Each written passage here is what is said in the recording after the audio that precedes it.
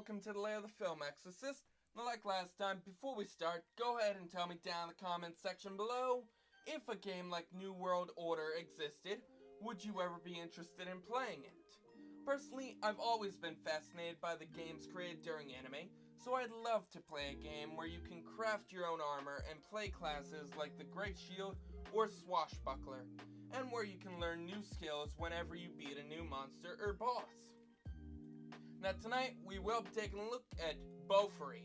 I don't want to get hurt, so I'll max out my defense. Honjo Kaide is invited by her friend Shiramine Rize to play a virtual reality MMO game with her. While Kaide doesn't dislike games, what she really truly dislikes is being in pain. I mean, doesn't everybody? Now, onto my opinion. This show is well liked by a lot of people from what I've seen so far from other reviewers like Brandon Anime Review and EXO. So yeah, I obviously had to give this show a try. I mean, I've heard it's somewhat similar to Sword Art and Gamers, with a bit of Shield Hero mixed in, which definitely caught my attention because I loved Rise of the Shield Hero. And it's done by our old friend Silverling, so that's another reason. So how good was this show? Let's find out. Starting with characters this time, I have to say I loved our main cast as they go through life playing a friendly MMO like normal people. So we begin with our overpowered protagonist, Maple, who's your typical video game noob, who doesn't know what she's doing and literally maxes out her defense stats until she can't be hurt easily. And she stumbles upon all these new abilities, which she slowly learns how to use with ease. But we also have to keep in mind that she needs these abilities so she can make up for her lack of speed and fighting abilities, which is a big part of why the show is so different. And I like her the most because we've all been in her shoes at least once.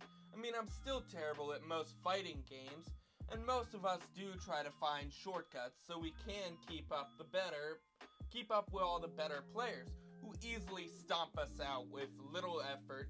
And we can't forget our beloved turtle, Syrup. And yes, they make maple syrup. Go Canada. Which, this is admittedly pretty cute. But he's her in-game pet, who becomes a giant flying turtle. So that's where that meme comes from, if you've seen any about a giant flying turtle. And he's pretty helpful after he learns Spirit Beam. Next, we have her best friend Sally, who is more knowledgeable when it comes to these kinds of games, so she tries to do the smart thing and spread out her stats strategically around her swashbuckler character, and she's the reason why Maple got involved with the game, so we have her to thank for the show's weird events, and she's one of the founding members of Maple Tree. And like Maple, she's actually pretty great, especially when she tries to help her friend understand the game more, and she's terrified of ghosts. And she also has a pet fox named Oberon, who's really cute, and he's able to use fire and a lot of ninja moves like Shadow Clone, which has really come in handy during the last event.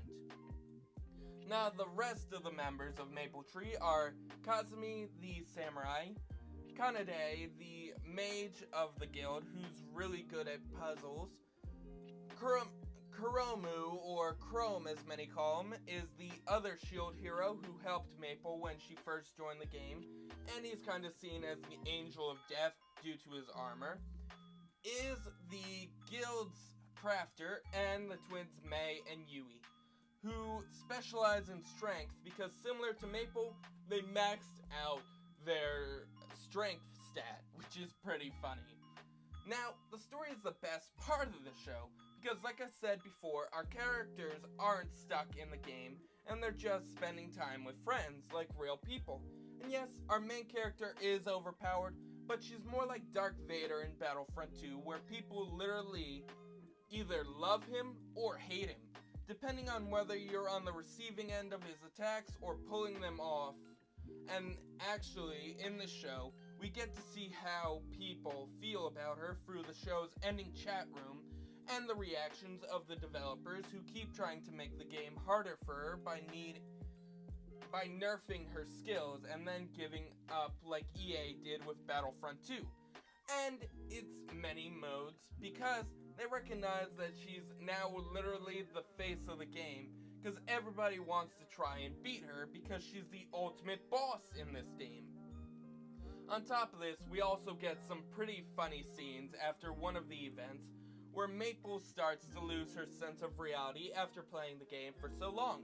Actually, one of the best scenes in this show is when she tries to stop a volleyball with her shield in the real world and ultimately ends up getting hit in the face, where I'm sure a lot of this is happened in the real world at least once in one of our lives. I mean, I used to think I was a vampire after watching a lot of the vampire movies, so it makes sense to me. But most of the show just revolves around the gang as they go through the early stages of the wonderful game, and that a lot of us wish existed instead of all the half-ass MMOs that we've gotten so far. Yeah, I'm looking at you, Tara. You need so much more. I mean, you could have done so much with that story, and I'm tired of all the low-rate gear that we get. So yeah, when are we gonna finally get one of these games, guys? Get on it!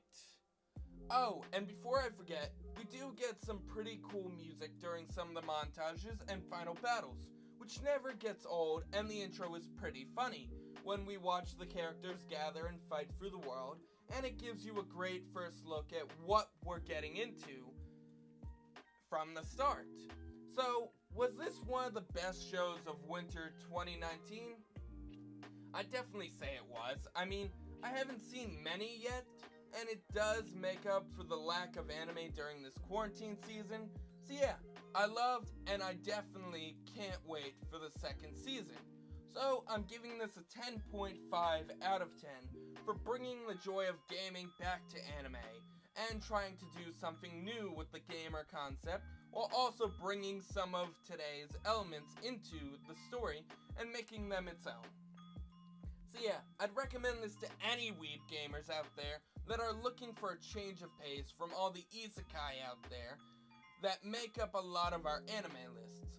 So don't forget to like, comment, and subscribe to the channel, and we'll be logging back on next week. So we'll see you then.